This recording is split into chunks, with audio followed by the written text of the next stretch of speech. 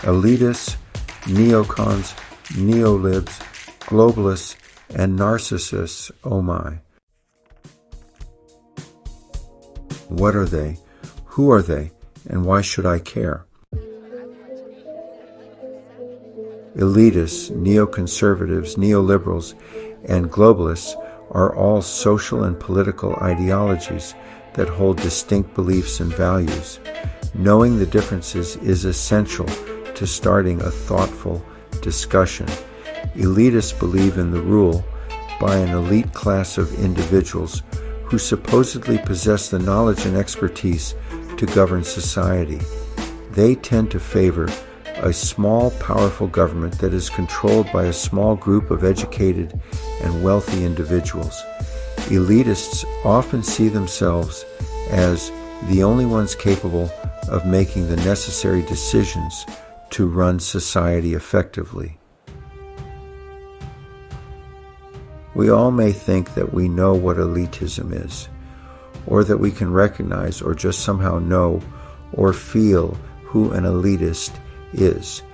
To be sure, elitism is the belief or notion that a select group of people have an intrinsic special quality, high intellect, wealth, power, notability, special skills, or experience. These so-called elites are considered by some to be more likely to be constructive to society as a whole, and therefore deserve influence or authority greater than that of others. The term elitism may be used to describe a situation in which power is concentrated in the hands of a limited number of people, the elites. Sounds familiar?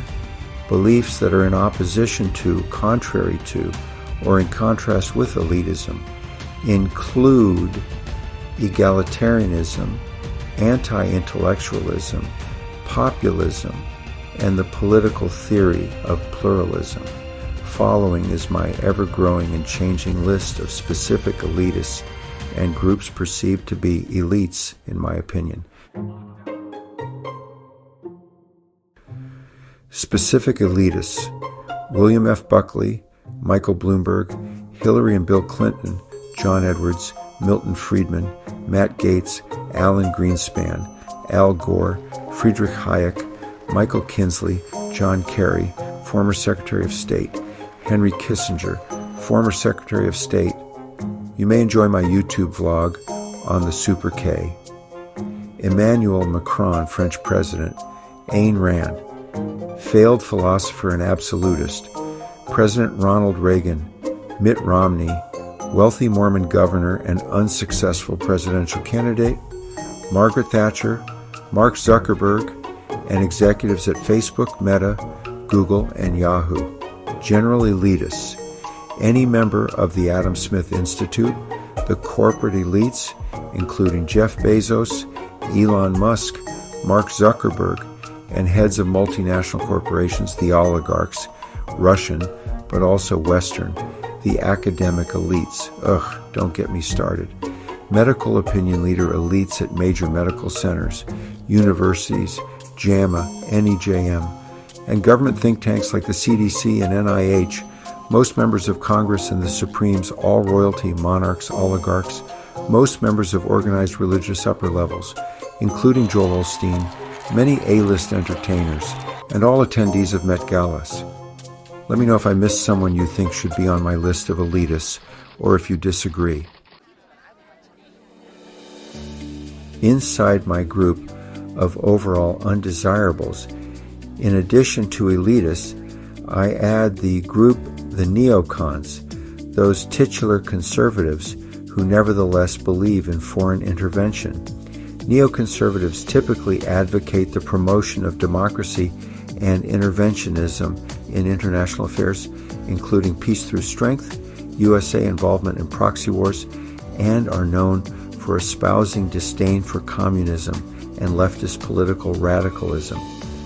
In their actual policies, neoliberals focus on privatization of state enterprises, liberalization of trade, massive tax cuts, reduction of social services and welfare, anti-union drives, and generally the downsizing of government at all levels.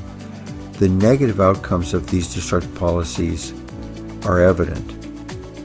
Neoconservatives, the neocons, are a political ideology that emerged in the United States in the 1970s.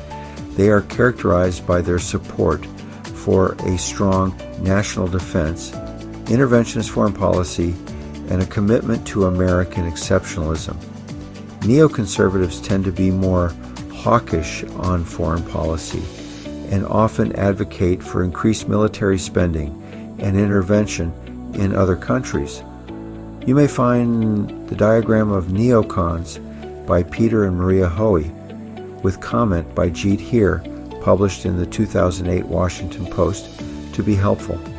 That extensive chart traces the history of neoconservatism from Leo Strauss and Leon Trotsky to the Bush White House. The chart accompanies a review of Jacob Heilbrun's book, They Knew They Were Right, The Rise of the Neocons. Prominent neocons include Elliot Abrams, foreign policy expert, Michael Bloomberg, Paul Bremer, diplomat, including post in Iraq, James M. Buchanan, Robert O'Brien, Bolton's disciple and successor as National Security Advisor, Senator Liz Cheney, Dick Cheney, former Vice President Elliot A. Cohen, John Hopkins essays professor, Senator Tom Cotton, a Bill Kristol protege, Paula Dobriansky of the foreign-funded Atlantic Council, Mark Dubowitz, CEO of the Foundation for Defense of Democracies, Eric S. Edelman, Johns Hopkins, SAIS, Evelyn N. Farkas, failed congressional candidate and executive director of the McCain Institute, Milton Friedman, Alan Greenspan, Senator Lindsey Graham, Royale, Mark Gerecht, former CIA Friedrich Hayek John Herbst of the foreign-funded Atlantic Council, Brian Hook, Special Representative for Iran, David J. Kramer, former aide to John McCain, Michael Kinsley, Michael McFaul, former ambassador and MSNBC fixture, Richard Pearl, Mike Pompeo, former Secretary of State Donald Rumsfeld, former Secretary of Defense Ronald Reagan, former president, proponent of the trickle-down theory that was targeted to but didn't work well at all for working-class people. A great communicator of often simplistic and seemingly self-evident policies, which in many cases had harmful long-range results. I know, there I go again.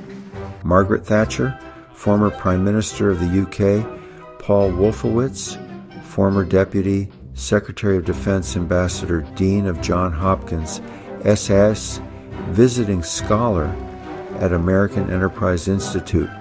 Need I say more? David Wormser, a former advisor to John Bolton.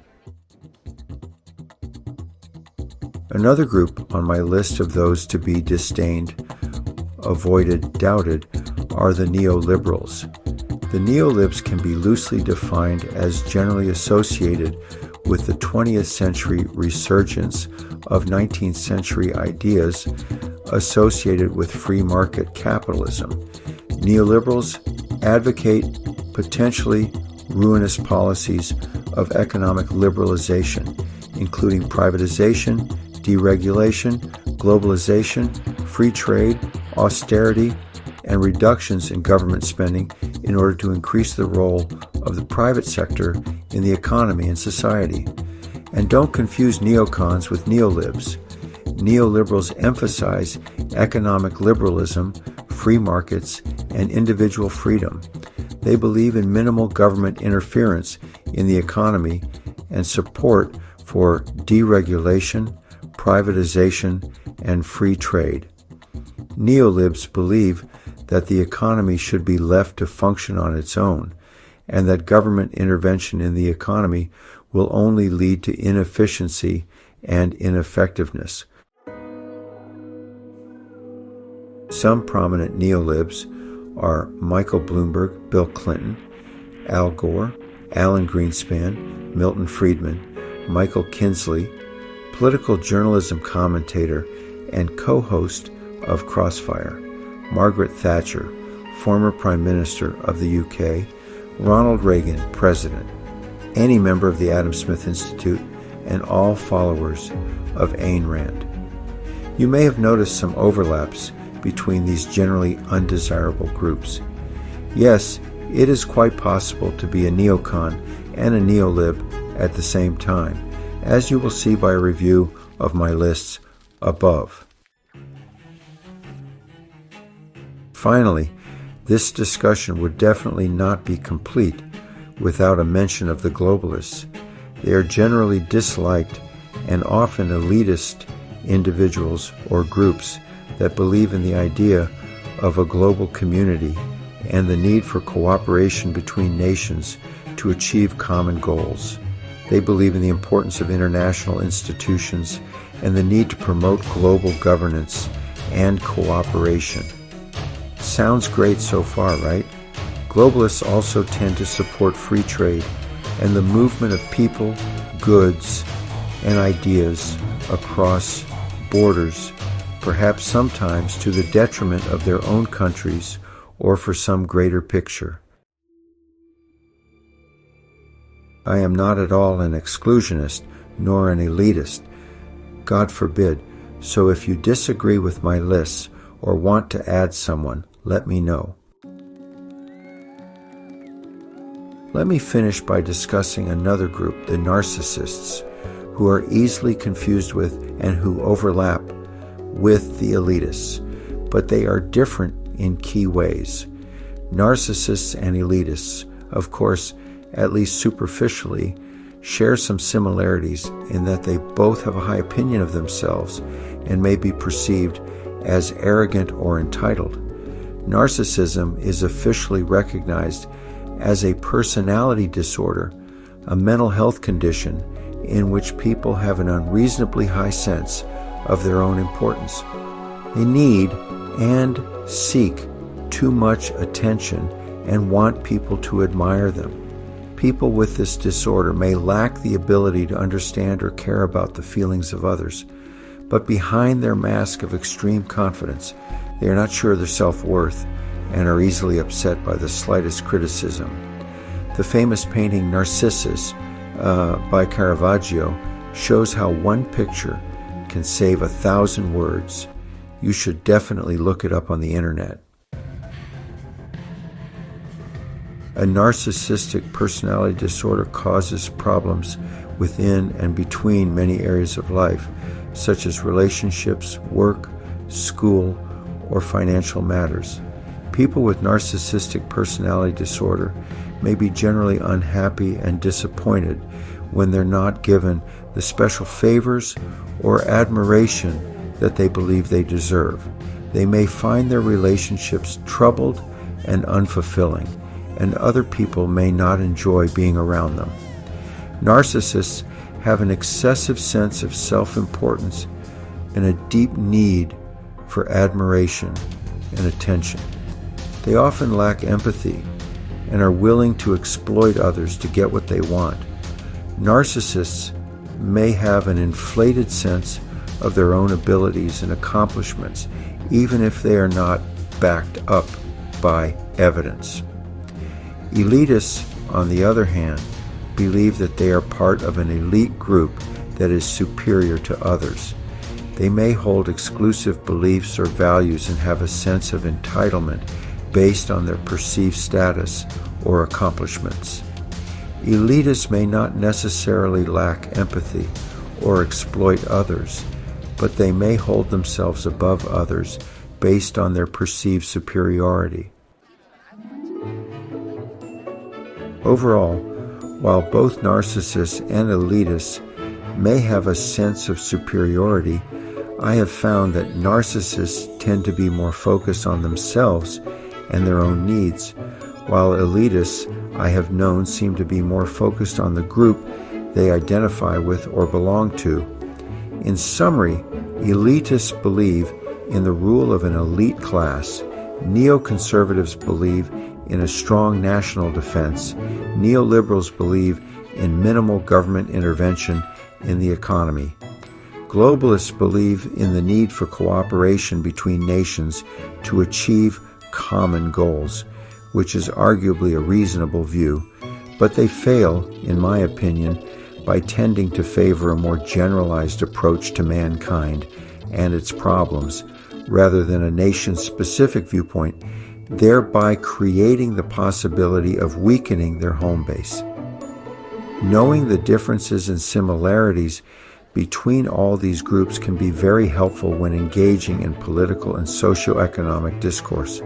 The details can be confusing at times, but it helps the formation of clear arguments and discussions to understand similarities and differences, to know exactly what we're talking about.